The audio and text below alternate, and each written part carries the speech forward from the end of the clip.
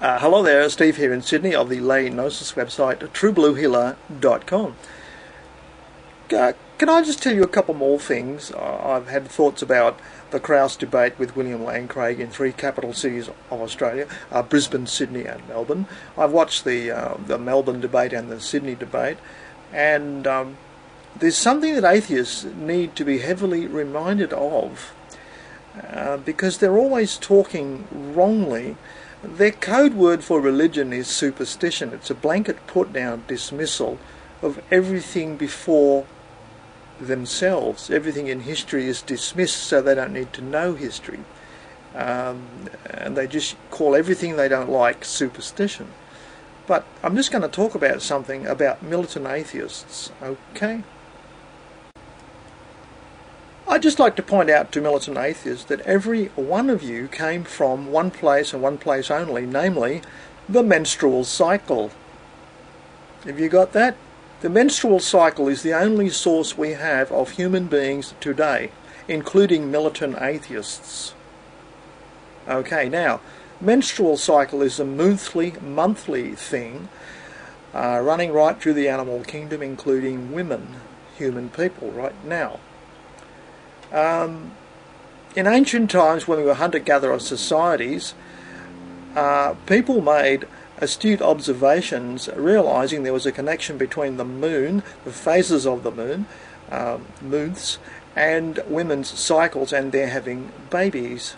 It was considered a near wondrous connection. I still think it's wondrous after all this time, and I still think they did the right thing, deifying, worshipping women and the concept of femininity, because it made everything else possible. Without that intervention of a heavenly body, namely the moon, there would be no life on earth. There'd be no women producing militant atheists. People generally, the whole population comes from this moon cycle that's always been part of our makeup, a necessary, absolutely necessary part of the machinery of our appearance, our manifestation on planet Earth. I still think women are worth worshipping. There's nothing really much better than women. I can't see anything on the horizon. And I don't think we should have lost our reverence for women, which we did when we ceased being hunter-gatherers and moved into agrarian societies where we had borders to protect, and left-brain dominant men decided the only way to defend your territory was warfare. The age of empires had begun. It came out of agricultural living in one place, and the only way you could defend yourself was to have lots of babies, and women were reduced to just having babies. I think that seems to be the situation that happened, and because more and more people were necessary to defend the empire, to defend its borders against other people who were just as psychopathic as you. So left-brain men invented warfare in the agricultural milieu as a way of defending themselves, you see, in their own little empires. Now, that's very much a mixed blessing, this agricultural empirism and city-building stuff. Very much a mixed blessing. You can point a lot of things out that are wrong with it. Now, flash forward to this current day, and what do we have? We have left-brain dominant, wildly aggressive atheists making war on just about everyone they meet. In fact, the very kind of people, women, that made them possible with their menstrual cycles. So, to be so ungrateful toward what made you, the natural mechanism that made you, amazes me, that you could despise everything before you came along as being mere superstition, and what you espouse today is pure scientific fact. Is complete and utter hogwash, because a long time ago astute observers noticed the connections between heavenly bodies and people. And it's easy to see how, for example, by watching the sun and the moon, you could give them metaphorical roles to play. The solar system was quite different in early times. We know that from electric universe studies. There's much evidence. The world was a vastly different place in ancient times, and in fact they didn't practice superstition and myth at all. What they were actually doing was making astute astronomical observations. There's a wonderful video about this. It's called Symbols of an Alien Sky. I recommend it to you. Symbols of an Alien Sky in Electric Universe at thunderbolts.info website. But it's on YouTube for you there. So ancient history is nowhere near as dismissible as we would like it to be in our modern scientific age, now that we think we know everything. And militant atheists are the worst people for thinking they own science and history is bunk. It is not. It's not all superstition. In fact, their misuse of the word superstition is that it's really code word for modern day religions that they don't like. And I'm afraid religious practices are very, very natural things for us to do. Prayer and meditation, closing the eyes for periods per day at the same time, that's all ritualistic behaviours necessary for our survival, because evolution put it there in our brain physical makeup. So I don't know, I really need to remind atheists that they are born of a natural cycle, a menstrual cycle, and if you don't like the world the way it is, this theme park hasn't turned out as well as you'd hoped, there's no money back guarantee. You're here, right? So get used to it. The rise of agricultural society and the city-state with the agricultural fields around it, the empirism, gave rise to the phenomenon of psychopaths, who are some of the nastiest people we've ever produced, typically becoming leaders time after time after time. Throughout history this has been noticed, that if you're a psychopath you can rise to the highest levels of society because of you have no concept of truth or lying. It really doesn't matter. You just tell people whatever they want to hear, and you can do your evil stuff at a point in society where you're above retribution. Okay, so psychopaths can work their way into positions of power where they are the power, and that's happened throughout history. And before we go claiming that psychopaths have produced all our wonderful city works and all that, and empires, I'd like to say it's a terrible price we've paid. It's a terrible price we've paid for allowing psychopaths to rule us in the agricultural phase of our existence. Modern day militant atheists on the internet are psychopaths, sociopaths, whichever way you want to put it. They conduct themselves in the most abrasive and socially unacceptable ways, time after time after time, playing hit-and-run guerrilla warfare, throwing stones through the windows of good people, basically. Always attacking people who are happier than themselves. We notice that. I've never met a tranquil, kind, calm atheist yet. There isn't one. Not on the internet. Not coming out of say James Randi's website. Not coming out of Krauss's following. Okay.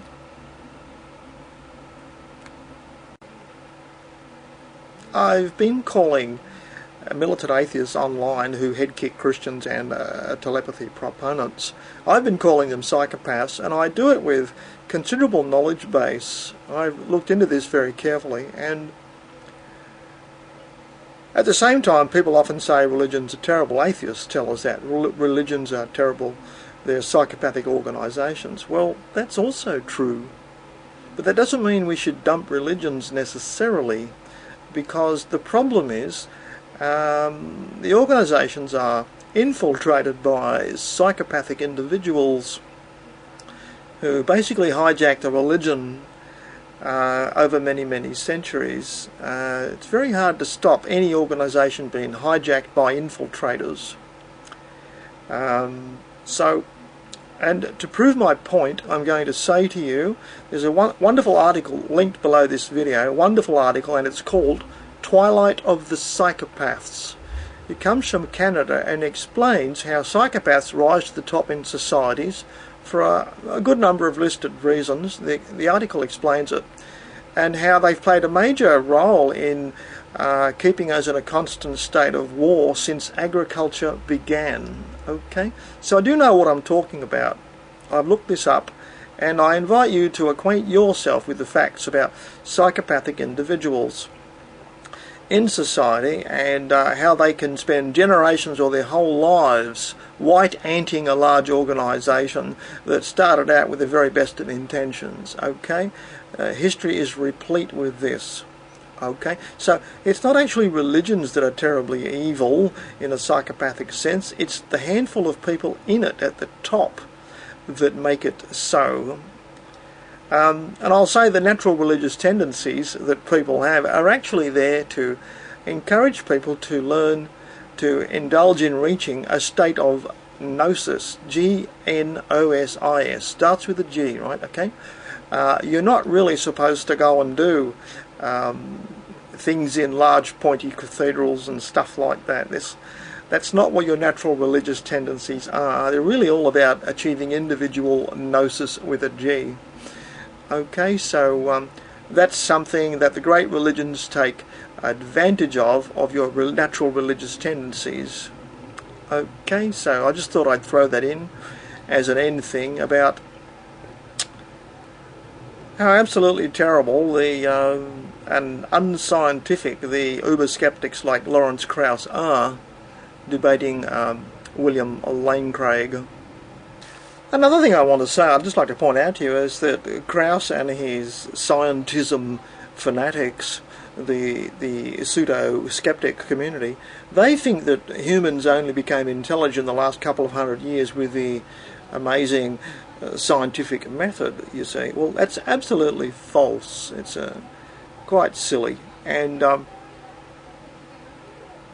the business of women being revered because of their connection to the moon a long time ago led to other conclusions too. These were scientific, empirically true. It's kind of obvious from cave paintings and stuff like that, rock carvings, depictions of heavenly events and that sort of thing, that ancient people were astute astronomers and skilled at reasoning and putting things together. And the fact that moons were connected to women getting pregnant, that sort of stuff, was noticed. And another outstanding thing was noticed, namely that women can get pregnant all the year round. We're one of the few living creatures on the earth that don't have a breeding season one time of the year. So imagine what you could make of that if you're just thinking, well, something's responsible for our being here. The moon signals women to have babies. We're the only creature that can have, from our own great knowledge of animals in ancient times, we're the only creature that can have babies any time of the year. So we are different from the animals. They are all empiric scientific truths. Okay? So it's absolutely false to call those conclusions superstition. They are not. They are empirical scientific truths. And this idea that modern day pseudo-skeptics can ridicule everything in history as being bunkum and superstition is completely false.